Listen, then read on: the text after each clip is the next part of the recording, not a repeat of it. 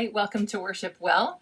Today we're going to talk about preference, personal preference, and I touched on that in where we talked about worship as sacrifice, but this is about how we tend to value, evaluate worship, how the worship part of our services in our churches goes. And you've heard me say this before. We talk about worship like, oh, worship was great today. Oh, worship was really hard today. Wow, the worship leader took them a while, but eventually they started tracking with what the Lord was doing.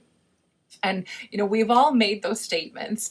The thing is that those statements are based on personal preference. They're based on opinions regarding song choice, regarding how perhaps how our church services flow, liturgy that we're used to. And all of those things center around preference. And the reason that I don't get to evaluate worship according to my preference is worship isn't actually for me. Take a Selah on that. Worship is for God, and so should reflect the language of the one that we are trying to worship, wanting to worship. And the beautiful thing is that the Spirit of God doesn't rest on any one song, method, liturgy, type of service, style of music, any of the things that we would tend to have preferences about, opinions about, which are subjective. God isn't subject to those preferences.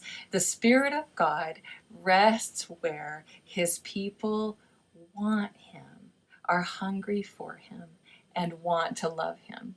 And in those circumstances, His presence will always manifest, where people want Him, where they're hungry for Him, and they want to love Him. And so when we grow into a place of maturity with worship, we can start setting preferences aside and start to see worship hopefully more from the perspective of the one who's receiving it, because we now have matured outside of opinion and preference, and we can appreciate that this is something we're offering to Him, and it should please Him and speak to who He is. I'm Kathryn, and this has been Worship Well.